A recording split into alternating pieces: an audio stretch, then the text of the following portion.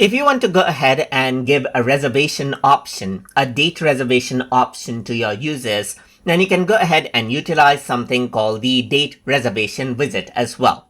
So to do that, you can simply go to the widget section and then you can go ahead and scroll down, and here you can see that date reservation is an option. If I were to go ahead and click right here, then you can see date reservation pops up.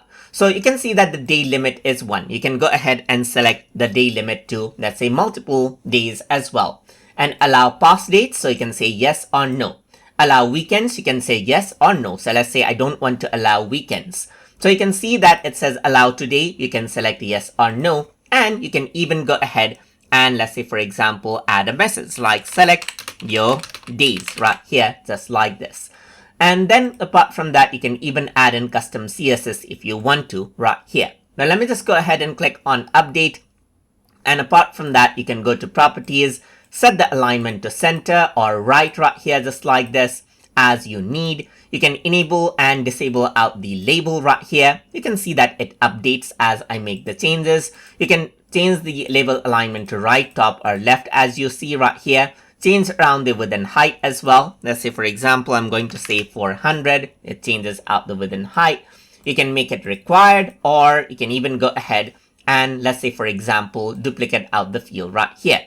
So now with this, you can go to advanced. You can go ahead and change the widget name and field name, shrink it out so that it only takes this space. So if there's 2 shrinked field right here, you can see that it shows up side by side as well. Well, let me just go ahead and delete out this field, go around onto properties, onto advanced and remove the shrink. So you can go ahead and hide this field if you want to as well, temporarily, and even see the field details right here and change it out as you want. So if I were to go around onto preview form now, then you got the reservation calendar right here. You can go to the next date. You can see that the weekend is disabled, so you can go ahead and select 3 dates right here, or click it to unselect and select 3 dates. 4th date is not selectable, as you can see, because we added in a limit, and then users will simply be able to submit it out. So that is how you can go ahead and add in the date reservation widget inside of Jotform. So I hope you guys learned something as always.